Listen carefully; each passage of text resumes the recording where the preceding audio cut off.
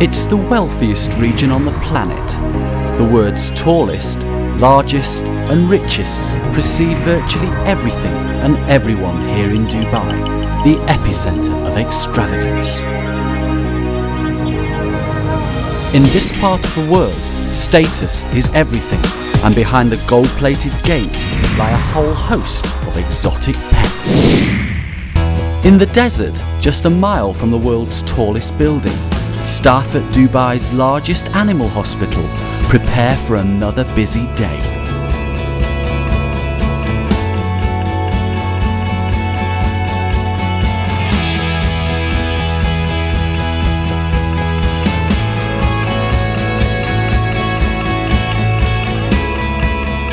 Head vet Chris Lloyd is about to operate on the most unlikely patient. We just started to sedate this Arctic fox that we've had in the hospital for a few days. It broke its leg about a week and a half ago. Unfortunately, it had chewed at the wound, and the wound is very, very swollen. So we've been dealing with quite a nasty fracture at the same time as an open wound. Happy? Yeah. In the last week or so, we've been doing a lot of daily sedations and wound cleanings, and today's just another stage. Last time we changed it was 2 days ago, so hopefully we'll see an improvement in the wound today. It's a pretty nasty lesion, and there's a possibility that his leg, might not make it. So I'm just soaking these bandages so we can take them off without destroying any of the new tissue that's hopefully forming underneath. This particular fox belongs to one of the large private zoo collections that Chris looks after throughout the year. We're going up to have a look at some of their cranes. They've got some Siberian cranes which they want to have sexed, so we're going to endoscope those. And then we're going to have a look at one of the tigers that's had a wound on it for a while, and see whether we think it requires suturing or not. And we're going to look at an ibex, which is a sort of mountain goat that's possibly got an infection in its horn or in the sinus in the front of its head.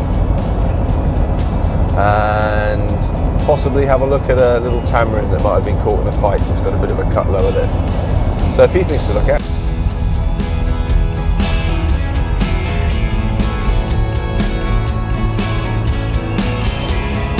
Right. Okay. You see anything such as cheetahs, tigers, lions? Oh yes, I know, you'd like to eat me. Very rude.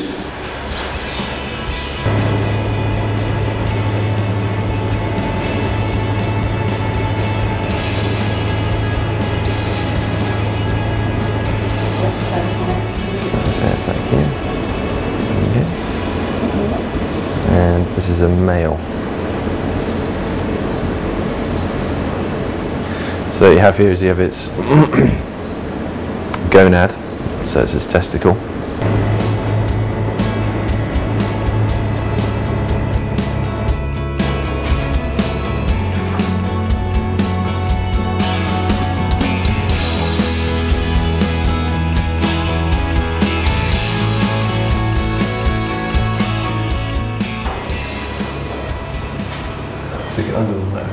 After a thorough examination, it seems the Arctic fox's leg is at last beginning to heal. Okay, well, good news is that these pin tracks look completely stable. If the bone is stable, that is good news for the healing process. Okay, thanks. There's a decent chance that we might be able to get this leg to heal up properly. It's going to have a big old scar there, but animals don't tend to care about that. So yeah, we'll see. Midday approaches, and the surgery is already close to capacity as exotic creatures, great and small, come flooding in. When he was born, was he able to walk? Yeah, okay. As vet Struan Henderson tries to work out what's affecting a pet goat, Chris prepares to tackle another patient who's just arrived in reception. How long have you had this animal for? 6 months. Any sneezing or coughing or anything like that? No runny eyes? No. Okay, let me just check that Lucy's registered him with you, and then once that's done, then you can go, and I'll give you a ring. Achilles the cheetah is suffering from a bout of unexplained sickness, but Chris doesn't seem too concerned. Vomiting is not an uncommon thing in cheetahs. Depending on the age of it, they do eat foreign bodies. They do have quite sensitive stomachs. They get a number of diseases that relate to the stomach that cause vomiting. You probably have to put it on fluids and anaesthetise it, X-ray it, and take some bloods and so on, and try and find out what's going on. In treatment room 2, Stroom finally locates the problem with the pet goat. So, yeah, I mean, it does feel that there is an abnormality with the bones in the neck, okay? It feels like it, yeah, maybe has sort of luxated or something like that. I can't tell exactly what's going on though, just by feeling it. Did you bring the x-rays that the other vet took? No, okay. I think we should look to taking some more x-rays, okay? Good lad.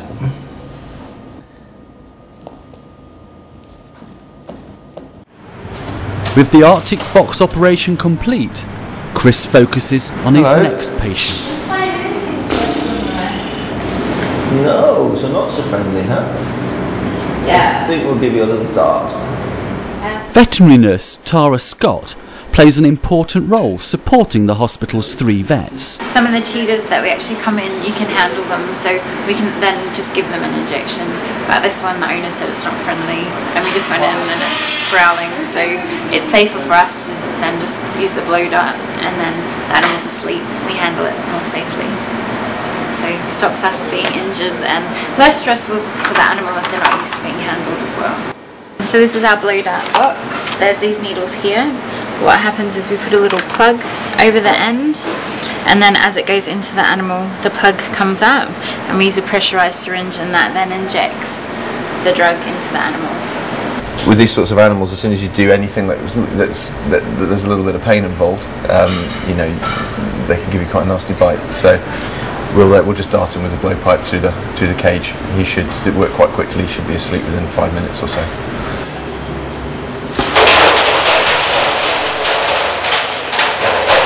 Just come out.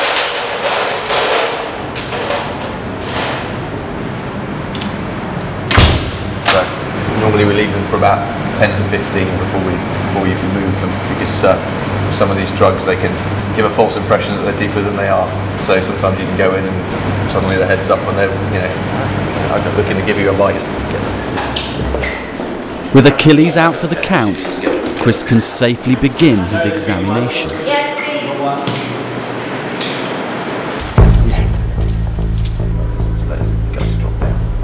We've just got Achilles under anaesthetic now, and when I feel the abdomen, up in the cranial part of the abdomen, up in the front of the abdomen, I can feel quite a hard sausage-shaped sort of loop of intestine about that sort of long. Now, it's not normal for there to be a structure like that in that part of the abdomen. Suspecting something sinister, Chris hopes a set of x-rays will help pinpoint the problem. Something doesn't seem right. Chris calls on fellow vet Giulio Russo for a second opinion. With a sort of slightly dense material with the highlights down each side. Yep. I wonder if there's an impaction or there's got a plastic bag in there or something like that. Not convinced Achilles' owners have given him the full story, Chris decides to dig a little deeper. I asked them before whether there's anything that could have eaten or so on, and they didn't seem to think so. I've just spoken to him again now, and he says that the maid, the helper that they've got, had put some towels in with the cheetah, and he'd seen the cheetah eating the towel. It looks to me extremely likely that there's probably a towel caught or some cloth caught in the cranial part of the abdomen. If we are correct and there's something like that in there and it stays in there too long, then we're going to get necrosis and dying off of the loops of intestine, which will ultimately be fatal and very painful as well for this cheetah. So the owners agreed to go ahead and do surgery, so that's what we're going to get on and do now. While Chris prepares to operate on the cheetah, in the next treatment room, Giulio faces his own big cat problem. It's very relaxed, huh? Kind of a little bit overweight, I would say. Yes, he is. He's not overweight. Yeah. He's not really making a lot of exercise during the day. Okay. Education is really a huge part of our job, because the local population, expats and locals, are not really educated. So suggesting a proper diet and suggesting where to keep the animal and how to stay and provide care for the animal, it's a big part of our job. Yeah. Back in the theatre, the cheetah operation is underway. Right, so here's the loop of intestine that's got the impaction. Yeah, so there's definitely something in here, huh? You can see the difference in there's a little bit of loss of the blood supply to this part of intestine. The intestine is nice and smooth here, and then it comes to quite a hard patch. Chris finally sets eyes on the item blocking the cheetah's intestine. You got a kidney dish or something I can just drop this in? Yeah.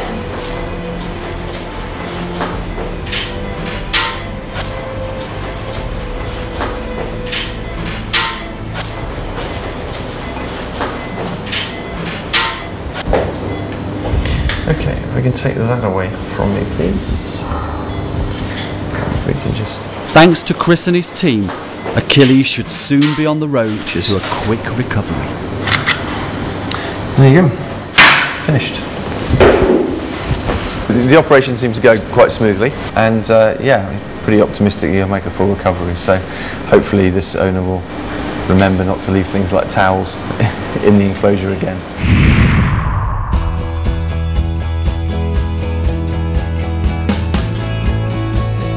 I'm proud to be part of the team, really good team.